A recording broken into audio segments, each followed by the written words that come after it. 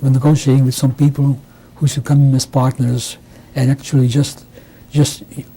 should just use their name and we'll give them partnership in the business. But for one reason or other, I cannot remember why, it did not materialize. I guess because they probably would have known that this is just a cover-up, and it didn't happen. Now, fortunately, my father had horses and wagons. In those days, there were no trucks, at least not trucks available in our town. So he used to deliver. He used to become a deliverer of things in town. That's how he made a living. Deliver. There was no industry. However, deliver for construction, like lumber for construction, sand or cement, or people were moving from one part of the town to another part or to another city. He was a deliverer of things, and which was much more difficult and much more bigger. Things have changed financially. It was much more difficult, but that's how he made a living, and on, and the people lost. Most of the people who had in the liquor business, they lost their business, and down the line, most people lost their businesses, and the economic situation has really worsened. And although my parents, I don't remember my parents talking about money. I don't know whether they purposely didn't talk about money in front of the children. Although they didn't talk about it, we knew. It didn't have to be spelled out to us, but we knew that things are difficult. They came out with laws that Jews cannot slaughter, cannot have beef, because they changed the methods of slaughtering animals. According to Jewish law, when you slaughter an animal, it has to be in complete health. If the animal is not healthy, then it is not considered to be kosher. And laws have been passed that the way the Jews slaughter animals is it was cruelty to animals. So they enacted a law, for example, that an animal has to be, what is the right word? Has to be. They used to hit the animal in his head with an instrument, that the animal should lose its senses or its powers, so it will not feel the pain of being slaughtered with a knife. But by the mere fact that animal didn't have its senses, it was not considered to be a kosher animal because it wasn't healthy. So what it meant was that Jews could not have any kind of a beef, any kind of meat other than fowl.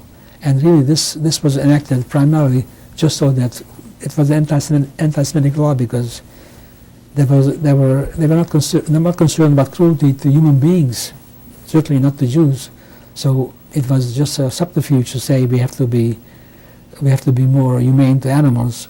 So from 1941 or so, there were no more. We used to live on chickens, which was not the worst thing. But this is all just put more pressure on you, make life more difficult for the Jews.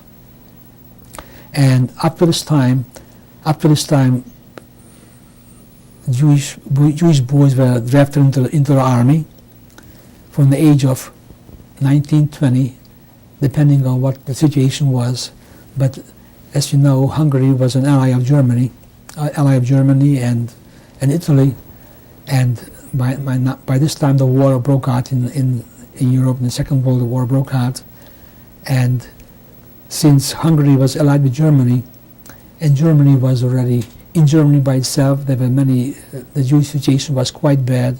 In Poland was already occupied. How did you know that?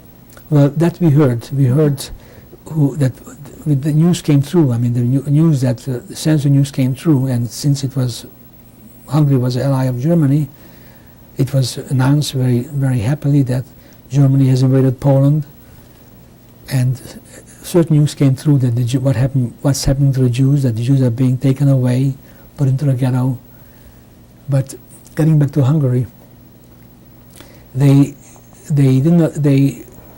boys or people who were of military age could not go into the army.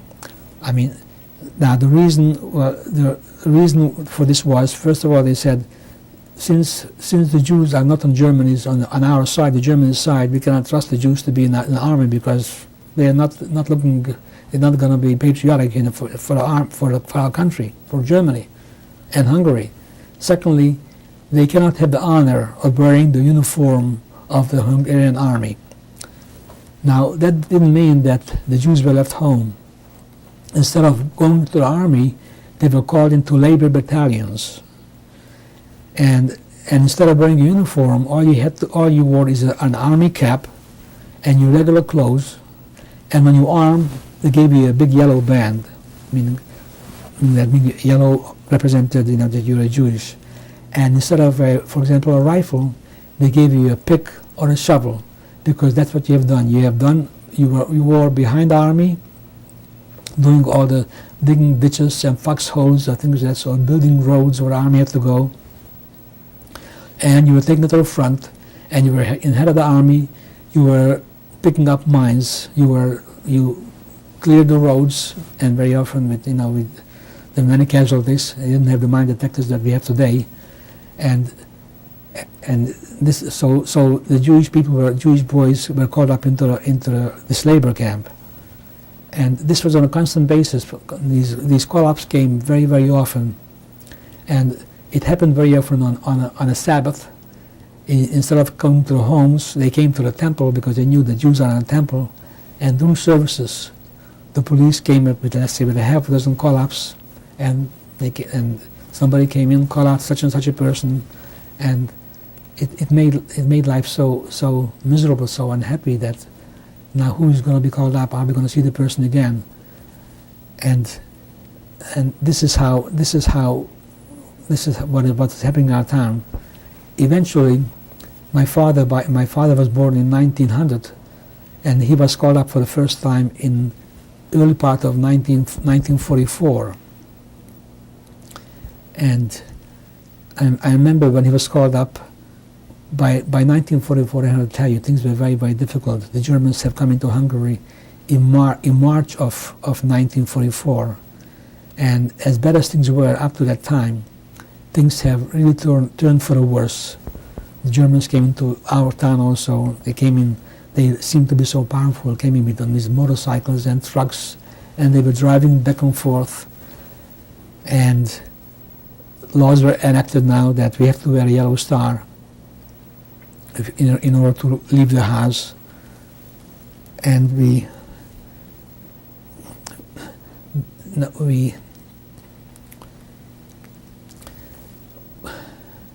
my father was called up, and I remember, we didn't know, my mother was naturally overly concerned.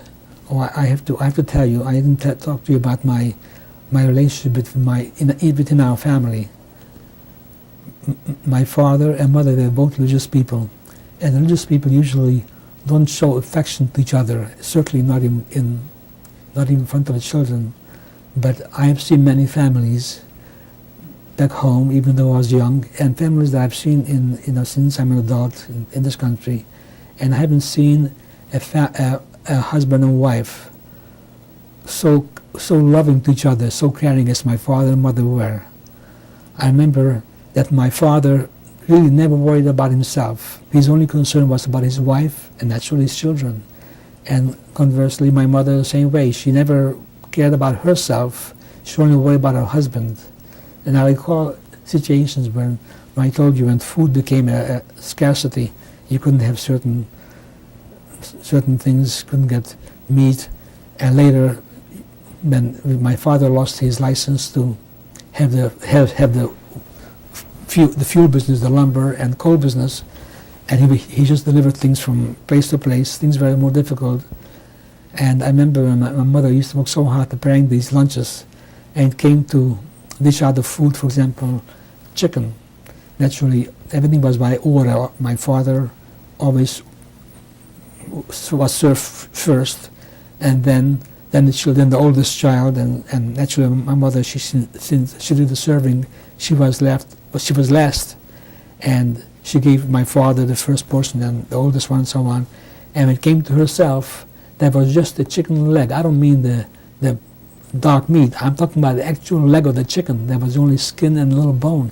That's all And he says, I'm not hungry today. And it's enough. And my father was watching. She didn't touch her food until everybody was served. And she saw there was nothing in my mother's plate. And she said, I'm not hungry either. And they had an argument that neither was hungry. And the fact of the matter is they were probably both hungry, but she worried about him, and that's how it was. And you were telling me about the day that your father was taken. Yes. So I have to tell you about also about our holiday before I get to that part. I told you about our daily life. Friday afternoon, we didn't have too much clothes. We had one set of clothes primarily for all week long, and another set of clothes for the Sabbath. Friday afternoon, we went to the mikveh, which is our ritual bath, and we came home and we got dressed in our Sabbath clothes. Now my father was not well-to-do, but he was comfortable. He was considered comfortable, meaning that we had our own house, we had our own business, and we had a very big kitchen, a very large-sized kitchen.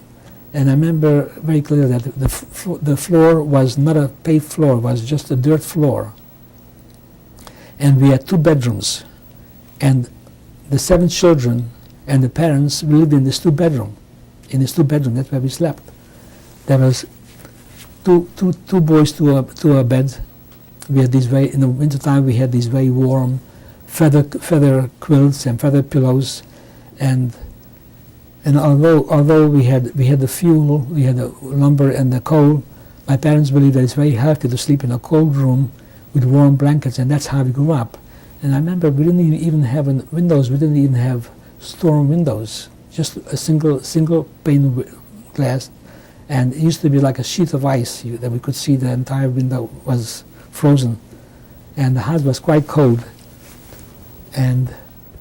But Friday we used to come home. We used to go to the temple, and we then came home from the temple. Walked into the kitchen, and my mother was dressed for the Sabbath. She looked so beautiful, always her nice clothes, and dressed so nicely, and there was such warmth. I don't mean heat, just warmth in the house. The table was set for Friday night with a white tablecloth and a challah that my mother baked. She baked the challah herself. She baked a cake for the weekend. She baked bread. We had bakery, but the bread was baked in the bakery, but it was done. The dough was done at home, and we took the dough to the bakery to have it baked. And when it was finished, a couple of hours later or the next day, we had to go to the bakery and pick up the bread. So everything was done in the house, but that kitchen was so warm, so beautiful. And we came home, and my father was dressed in his Sabbath clothes. All week long he wore boots in the wintertime.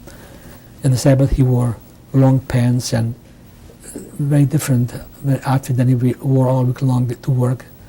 And he sang the prayers before the dinner, the Shalom Aleichem, all together. It was very joyous and very, very happy, and it was a nice feeling. And we usually had our normal meal. Friday night consisted of fish, soup, chicken soup and chicken, and there was some cake that my mother made, so some dessert. And it was just a very warm and beautiful dinner. This is the only time during the week that we had dinner, because lunchtime was our main meal, except Friday night was our dinner. And we sang during our dinner and after the dinner our Friday night songs, and the entire family has joined in. And we used to speak to each other among children, Hungarian. My father and mother spoke to each other very often in Yiddish, and they were, particularly my father, was always encouraging us, speak Yiddish, you won't know the language. He said, at least Friday night make an effort to speak Yiddish. And it was a continuous, not argument, it was just urging us to do it, and we didn't listen. And later I was sorry that I didn't listen to him, because speaking Yiddish when I got into camp came very handy, meeting people from different countries, and that was the common language. So that was Friday night, and then, as I told you before, as joyous as it was Friday night, but we had this fear is our father going to ask us to take out the books? He's going to give us a test, and invariably on long winter nights, not so much in the summer because summer used to be so late. By the time we came home from temple, it may have been 8 o'clock, 8:30, 9 o'clock, and by the time we finished dinner, it was late. However, in the winter time, when it gets dark so early, and we were finished our dinner by 7:30 or 7 o'clock, the night was long, and very often we had to take out the books that we studied throughout the whole week, and my father gave us a test, and certainly if we haven't done well, the next day he came to the class and let's do it all over again, how come? But he did it with, he wasn't, not in a mean way, I mean he did it in a really caring way, he really cared, and he set an example. I mean, he didn't ask us to do that, he himself had done any time that he had, any free time he had. He had loads of books and books of the Talmud, and he was a Hebrew scholar. Did this tradition continue after he lost his license and started working? Yes, absolutely. And this one he has done since the day I can remember, and my mother, may she rest in peace, told us that's how he always has been. His books were very important to him. No, I mean the Sabbath. The Sabbath, yes. The Sabbath, yes, not on the same level. Food was probably different, but the tables were set the same way. And I remember that I told you before that the kitchen was a dirt kitchen, but Thursday night the kitchen floor, the dirt floor was washed with a certain water and certain lime or certain something in the water to give it like a finish. And then they have taken sand and sprinkled sand all over and gave it a very nice look to it. And I remember I used to walk on the sand, and we walked into the bedrooms. The bedrooms, one was a wooden floor, and the other one was stone with some carpeting lines. And we had to wipe our feet very well because otherwise the sand would wind up in our bedroom. And I remember my mother used to say, "Make sure you wipe your feet." And so Saturday we got up. Saturday morning we got up later. We didn't get up at 6 o'clock. We used to get up at 7:30 and went to services in the temple. Temple was, I have to tell you, was a very beautiful temple. One was built when the community was formed in the 1850s, and that temple was a small one and it collapsed. It was in a very bad shape, and they built a new one in 1905. It was just a beautiful, beautiful temple. It was a tall building, had 6 big windows on each side, had pews.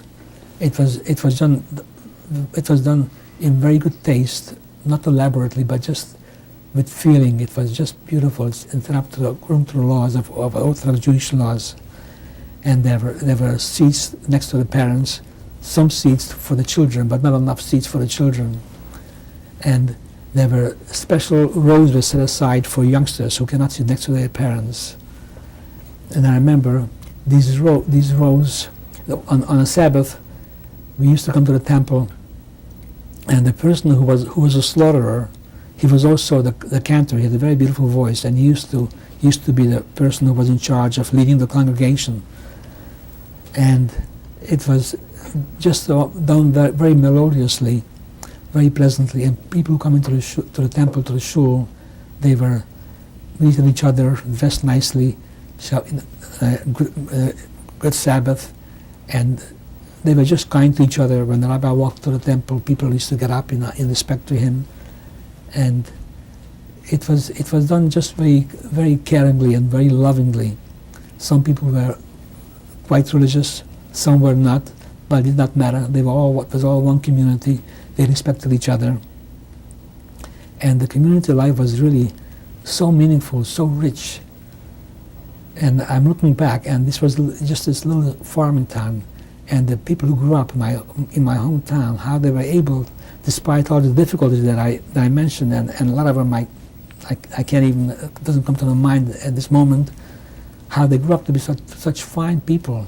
They grew up into be excellent citizens. They became professional people. In our hometown, lawyers, physicians, professors, they were. And so a lot of them have moved away from the town because our town, there was no opportunities for these people. that things were difficult, life was difficult for everybody, particularly for the Jews. But yet, despite of this, in a small time, an entire community that I'm talking about was not from 1850 to 1944. That's less than 100 years, and what they've accomplished is just mind-boggling. And anyway, back to my father, and now he's been taken away, and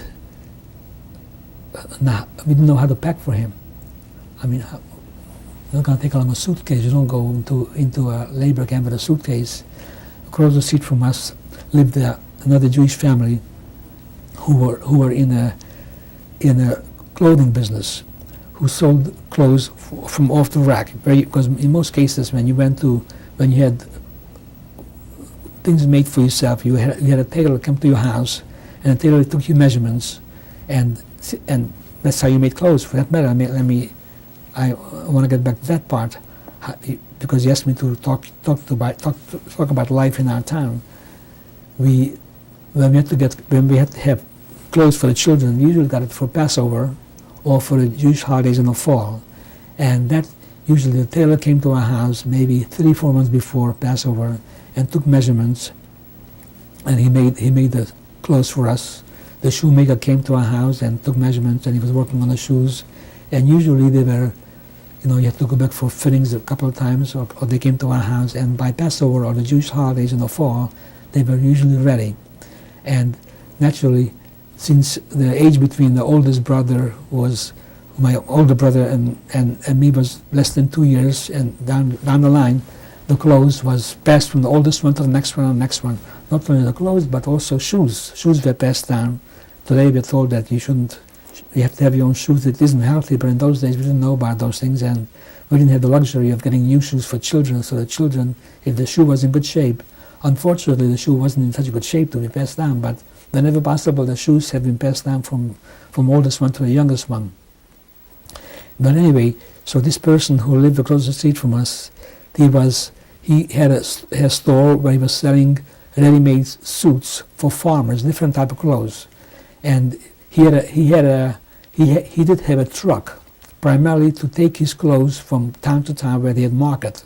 He set up boots, canvas boots, canvas boots, and he used to sell on market day in different towns. So he had this canvas. So we came over to my mother asked us to go over to the house and ask him would they give us a couple of yards of the canvas. Now this canvas was very, very important because you had to have this canvas to build these boots for you to sell your merchandise. But by now things were so bad, and they were more than happy to. He says, "Go ahead, it's up in the attic. Take a scissor and cut off a couple of yards of canvas." And there was a tailor who lived in another part of the town. We ran with the canvas to him and asked him to make a knapsack for my father. And the knapsack, we put into his knapsack whatever my mother could think of: underwear, some extra clothes, maybe extra pair of shoes, or the bare necessities that you can take with you, and some food. And I remember when the day came and my father had to leave, our house was in a long courtyard, and the house itself was in the middle of the courtyard, and there was a long sidewalk from the house to the front of the house, and the whole family, my mother, all of us were walking our father to the front of the gate. And it's a Jewish custom, when somebody leaves, you walk with him about 7-8 steps. I don't know what the significance of that is. And we walked with him the amount that we were supposed to. And there was such sadness, like we knew, like almost like a premonition. We didn't know what's going to happen, but we knew this is the first time our father left the house. Other families, this happened already very often because they were called up into this service. But since my father was a little older, and maybe because he had a large family, he wasn't called prior to this time. So for us, this was the first time, and it was just devastating. And particularly my mother, because they were so much in love. And for example, on these Friday nights, I remember my father worked very hard all week long. So did my mother, taking care of 7 children, and cooking and cleaning. And how my father used to hold my mother's hand Friday night on the table, just without saying anything, there was such warmth and love, and how they used to talk to each other. And when my mother's, and again, I didn't appreciate it at that time because I was too young, but now that I'm older, I have my own family, and I remember how my mother walked with us, escorting our father outside. It was such a terrible, terrible thing. It was so sad. You almost knew that you may not, God forbid, that you'll never see each other again. Arthur, I'm going to have to stop Sure. you now.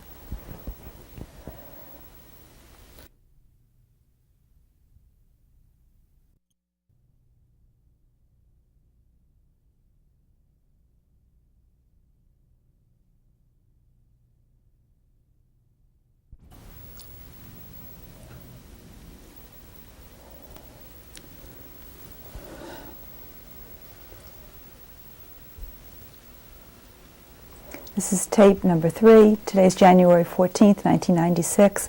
My name is Judith Ehrenfeld, and I'm interviewing Arthur Rubin. Mr. Rubin, you were telling me about the day that your father was taken to the My father front. had to report to this labor camp, which was in a different city, perhaps 50, 60 kilometers from our town.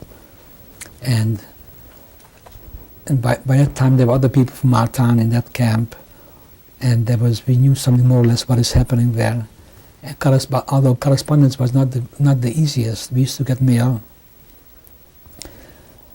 What they used to do is like I said before, they used to build roads or work along the army, and some of them were sent to the front line. Which was in this particular case Russia, because the army was fighting in the German army with the Hungarian army were fighting in Russia, and a lot of them were sent to Russia, and that was very, very difficult. A lot of them passed away in the cold weather and the undernourishment and not the proper conditions, living conditions.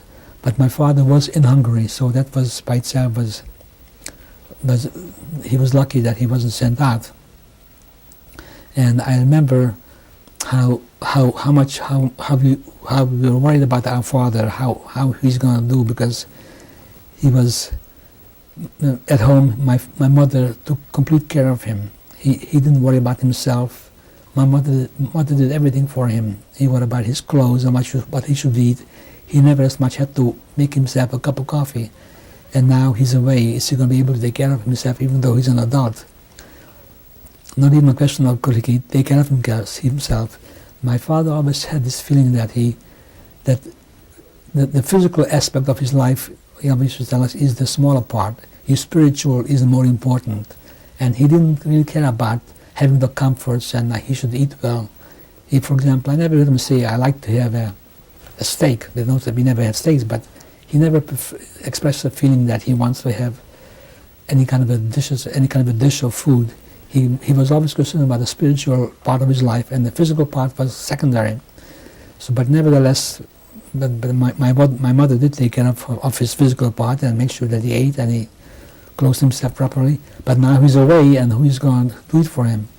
And I have the correspondence that took place between us and my father, and most of the correspondence is what we have written to him, that he saved while he was in camp, while he was in a labor camp in the labor battalions, and he saved them after the war. He brought it home, and he brought them to his country when he came here.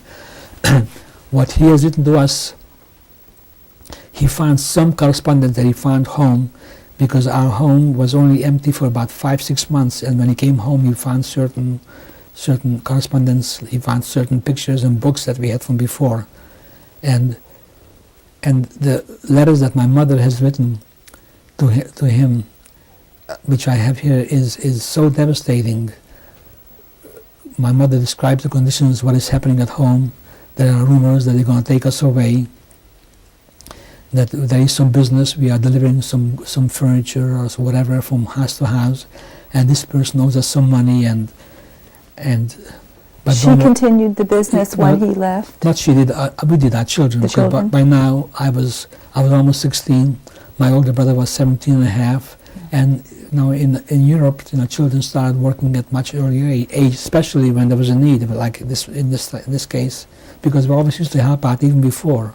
We always enjoyed helping out with the horses and wagons, so it wasn't so strange to us. Of course, it was much more difficult than before. And my mother is writing to my father to make sure that you keep yourself warm.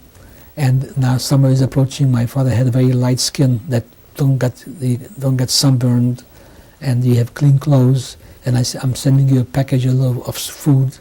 And in one letter, my mother is writing to my father that the tax collectors came to our homes, like they have come to all the Jewish homes.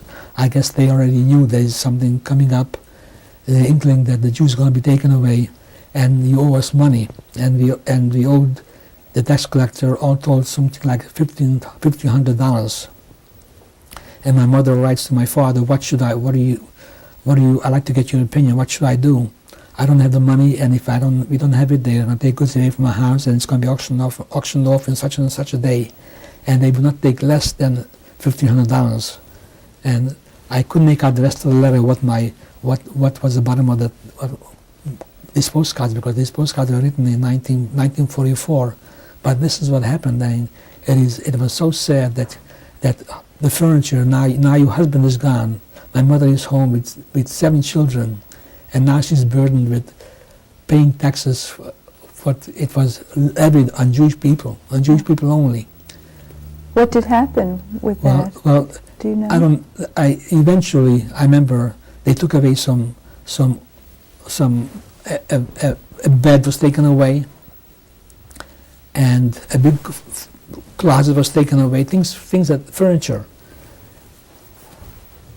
I don't remember whether the horses or wagons were taken away, but this was at the very end. Eventually, everything was left behind.